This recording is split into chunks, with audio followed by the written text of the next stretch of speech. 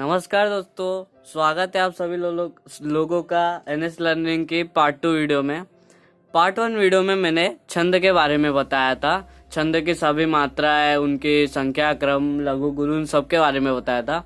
आपने अगर देखा नहीं होगा तो मैंने डिस्क्रिप्शन बॉक्स में लिंक भेज दिए, तो उसमें आप जाके देख सकते हैं। तो शुरू करते हैं हमारे मात्रिक छंद के बारे में। मात्रिक छंद का मतलब होता है जिस छंद को मात्रा के द्वारा दर्शाया जाता है उन्हें हम मात्रिक छंद कहते हैं। मात्रिक छंद के भी 3 प्रकार होते हैं, जैसे दोहा, सोरठा और चौपाई। ये 3 प्रकार होते हैं। यही दोहा के बारे में जानते हैं। दोहा अर्ध सम मात्रिक छंद है। ये पॉइंट हर एग्जाम में पूछता है, छोटा हो या बड़ा, मतलब हर एग्जाम। दोहा अर्ध सम मात्रिक छंद है। इसमें दोहा डैश डैश मात्रिक छंद है, ऐसा रिक्त स्थान के लिए पूछता है एग्जाम में। 1 मार्क्स के लिए पूछता है, तो इसे नोट करके रख लेना चाहिए। इसमें 4 चरण होते हैं।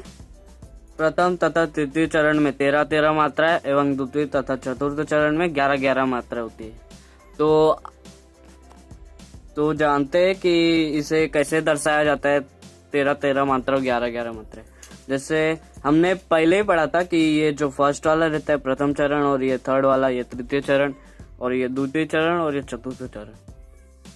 तो इसमें मात्राएं देखो, अगर गिनी जाए स्टार्टिंग में, ये एस का मतलब गुरु हो गया, तो ये 2 हो गया, 2, ये 3, ये 4, 5, 6, 7, 8, 9, 10, 11, 12, 13। इसमें कुल 13 मात्रा है। प्रथम, जैसे इसमें बताया गया, प्रथम चरण में 13 मात्रा है। तो द्वितीय चरण को तृतीय चरण को आगे गिनते हैं। 1, 2, 3, 4, 5, 6, 7, 8, 9, 10, 11, 12, 13। इसमें भी 13 मात्रा है। तो जैसे इसमें बताया गया है कि प्रथम तथा तृतीय चरण में 13-13 मात्रा होती है, वैसा यहाँ पे मिला है। तो अगर प्रथम तथा तृतीय चरण में 13-13 मात्राएं हमें मिलती है, तो उसे हम दोहा कहते हैं। एग्जाम में ऐसा हमें दिया जाएगा एग्जाम्पल, पर हमें मात्राएं नहीं दी जाएगी, हमें मात्रा खुद गिननी पड़ेगी। तो उसमें अगर प्रथम तथा तृतीय चरण में 13-13 मात्राएं आती है, तो मतलब वो दोहा होता है। तो और इसमें बताया गया कि द्वितीय तथा चतुर्थ चरण में 11-11 मात्राएं होती है, तो उससे भी आके गिन लेते हैं। इसमें छोटी की मात्रा, तो 1, 2, 3, 4, 5, 6, 7, 8, 9, 10, 11। जैसे इसमें बताया गया कि द्वितीय चरण में 11 मात्रा होती है, वैसा है 11 मात्रा है। और चतुर्थ चरण में भी 1, 2, 3, 4, 5, 6, 7, 8, 9, 10, 11। चतुर्थ चरण में भी 11 मात्रा है। मतलब इसमें पूरा समझा दिया गया कि प्रथम चरण में 13 मात्रा है और तृतीय चरण में 13 मात्रा है, और द्वितीय चरण में 11 मात्रा है तथा चतुर्थ चरण में 11 मात्रा है। जहाँ पे हमें दिखे वो दोहा छंद होती है। तो एग्जाम में ऐसे ही एग्जाम्पल दिया जाएगा, हमें मात्रा नहीं दी जाएगी, तो हमें गिन के वही पता लगा। इसीलिए अगर प्रथम चरण में और तृतीय चरण में 13 मात्रा आ गए तो समझ जाना दोहा है। तो आते हैं सोरठा की तरफ। सोरठा यह अर्ध सममात्रिक छंद है। ये भी अर्ध सममात्रिक छंद है। हमने पहले जो दोहा पढ़े थे उसमें भी अर्ध सममात्रिक छंद था, और सोरठा भी अर्ध सममात्रिक छंद है। तो दोनों में कुछ कॉमन नहीं है, दोनों बस अर्ध सममात्रिक छंद है। यह दोहे का उल्टा है।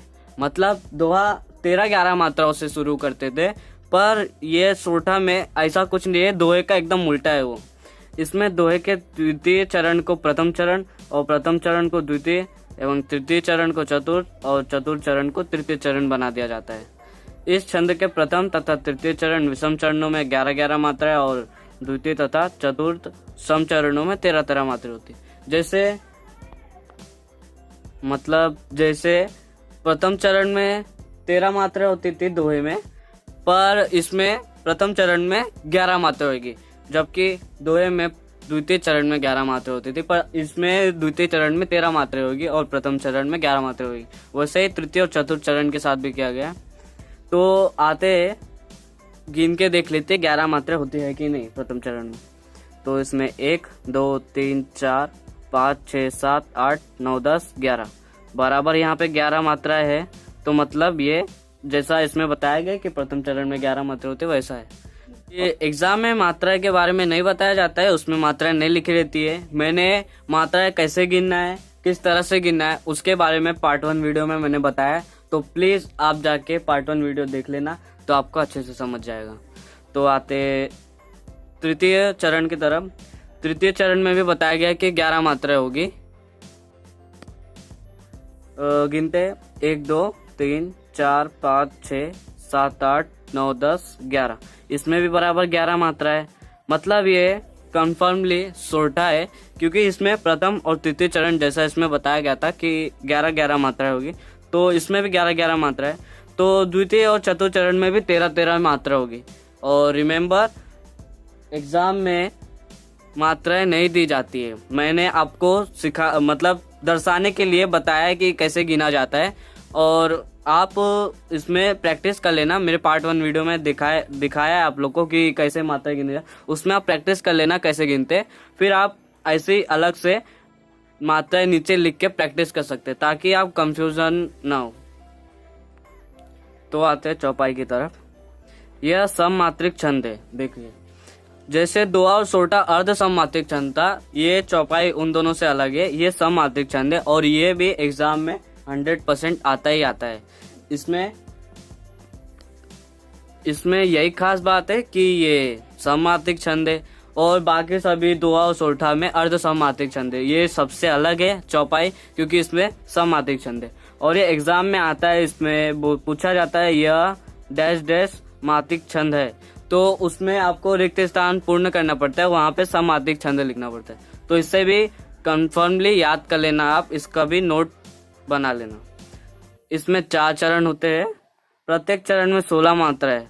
चरण के अंत में जगण अथवा तगण नहीं आना चाहिए। ये सबसे अलग इसलिए क्योंकि इसमें हर चरण में 16 मात्रा होती है। इसे अगर आप पहले चरण में गिन लेंगे कि पहले चरण में कितनी मात्रा है, अगर पहले चरण में 16 मात्रा है तो मतलब ये पूरे चरण में 16 मात्रा होती है। यही इसकी खास बात है। इसमें ज्यादा 13-11 11-13 नहीं करना पड़ता है। एक बार गिन लेंगे तो आपको पूरा पता चल जाएगा। फिर भी डाउट क्लियर करने के लिए एक बार गिन लेते हैं। 1 2 3 4 5 6 7 8 9 10 11 12 13 14 15 16। प्रथम चरण में बराबर 16 मात्राएं आई है। तो अगर प्रथम चरण में 16 मात्राएं है तो बाकी सभी चरणों में मतलब 16 मात्राएं होगी। तो अगर पहचानना है कि चौपाई क्या है, तो अगर प्रथम चरण में 16 मात्राएं आ गई तो वो चौपाई हो गई। तो इसको ज्यादा गिनने की जरूरत नहीं पड़ती है। सिर्फ दोहा और सोरठा में आपको पूरा गिनना पड़ता है कि वो दोहा है कि सोरठा है, और चौपाई में ऐसा नहीं रहता है। मुझे उम्मीद है कि मैंने आपका डाउट क्लियर कर पाया होगा, और अगर आपको कुछ और डाउट है छंद के बारे में तो आप कमेंट बॉक्स में अपना प्रश्न रख सकते हैं। हम उस प्रश्न के ऊपर न्यू वीडियो जरूर बनाएंगे और आपके पूरे डाउट्स क्लियर करेंगे। तो अभी हम अगली वीडियो नेक्स्ट टॉपिक पे नई वीडियो के साथ आएंगे। जब तक ले नमस्कार।